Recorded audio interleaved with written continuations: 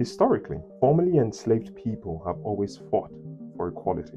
But what if I told you there's a place where 16,000 formerly enslaved Americans became the ruling elite and denied indigenous Africans the right to vote for 100 years, recreating the very oppression they had escaped themselves? In the early 1800s, after the abolition of slavery in the United States, a group of freed African Americans sought a new life in Africa. They arrived on the shores of what is now Liberia, hoping to reclaim their African heritage. But here's the twist.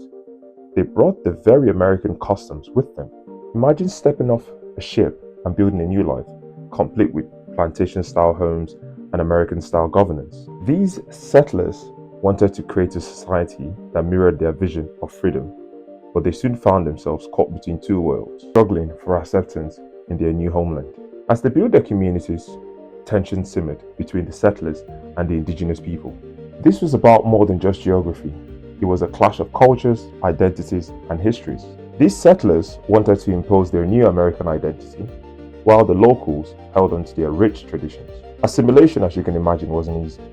The settlers often viewed themselves as superior because of their American roots, while the indigenous populations resisted efforts to be civilized by these outsiders. They literally recreated the American South, complete with plantations, top hats, and southern accent. For 133 years, this tiny minority of 5% ruled over the indigenous 95%. They built fancy mansions while forcing locals into labor.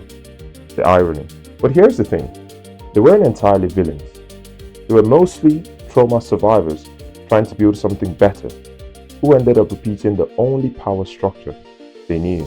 Yet, amidst this complexity, a blend of cultures began to emerge, infusing both communities with new customs and traditions. Today, Liberians navigate their complex identity with pride, recognizing that their history isn't a straight line, but a tapestry woven from various threads. This rich heritage of struggle, resilience, and adaptation shapes their identity in profound ways.